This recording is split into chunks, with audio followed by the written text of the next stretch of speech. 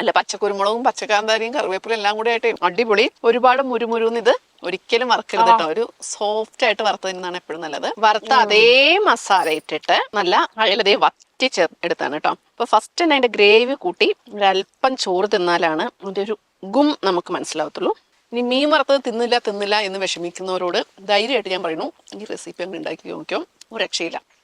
വെറും അയല തേങ്ങാപ്പാലിൽ വറ്റിച്ചാണ് ചാറ് മാത്രമേ ഞാൻ കഴിച്ചിട്ടുള്ളൂ. എന്നിട്ടാണ് ഈ ടേസ്റ്റ്. അയല കഷ്ണം ഒന്ന് എടുത്ത് കഴിച്ചു നോക്കാം. മസാലയൊക്കെ അങ്ങനെ തന്നെ ഉണ്ട് കേട്ടോ. ഉണ്ടാ നമ്മുടെ കോട്ടയം സ്റ്റൈൽ മീൻകറിക്ക് ഒളിച്ചോടി പോകും കേട്ടോ. അത്ര ടേസ്റ്റ് ആണ്. സത്യത്തിൽ ഇങ്ങനെ ഒരു റെസിപ്പി ഉണ്ടോ എന്ന് എനിക്കറിയില്ല. മൊത്തത്തിൽ വറക്കാനായിട്ട് ഞാൻ പരട്ടി വെച്ചതാണ്.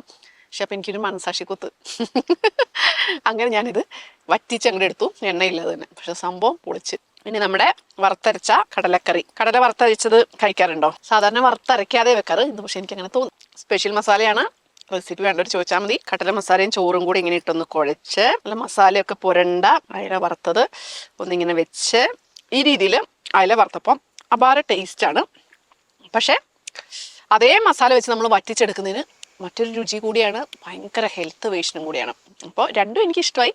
എന്നാൽ പോലും മാനസികമായിട്ട് ഐക്യദാർഢ്യം ഞാൻ പ്രഖ്യാപിച്ചത് നമ്മുടെ അയല വറ്റിച്ചോടുകൂടിയാണ്. ഒട്ടും മനസാക്ഷി കുത്തതില്ലാതെ നമുക്ക് തിന്നാൻ പറ്റുമല്ലോ. മീൻ വറുത്തതിൻ്റെ ഉൾവശത്ത് നമ്മൾ പരട്ടി വെച്ച മസാല നന്നായിട്ട് വങ്ങിയിട്ടിരിക്കുമ്പം അത് മാത്രം പച്ചച്ചോറിലിട്ട് കുഴച്ച് തിന്ന് നോക്കണം.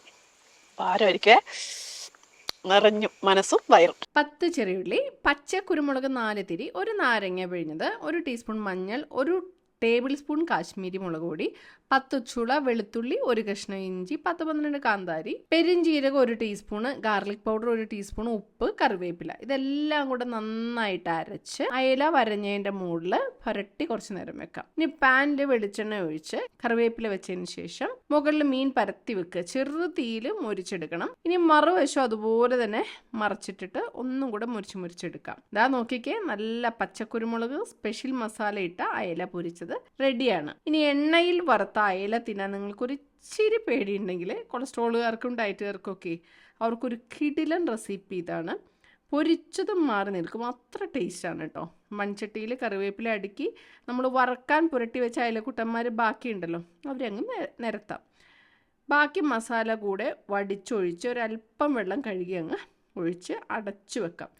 ഒന്ന് തിളയ്ക്കുമ്പം കുഞ്ഞായി കീറിയ ഒരു കുടംപുളി ഇട്ടിട്ട് അടച്ചു വെച്ച് വേവിക്കാം. ഒന്ന് വെന്ത് വന്നാലേ തേങ്ങാപ്പാൽ ഒഴിച്ചിട്ട് നമുക്ക് മറിച്ചിടാം. വീണ്ടും അടച്ചു വെച്ച് വേവിക്കാം. വെന്ത് സെറ്റാവുമ്പോൾ നമുക്ക് തീ ഓഫ് ചെയ്യാം. ഇനി പച്ച വെളിച്ചെണ്ണ കൂടെ ഒഴിച്ചാൽ കിട്ടിലൻ അയല തേങ്ങാപ്പാലിൽ വറ്റിച്ചത് റെഡിയാണ്.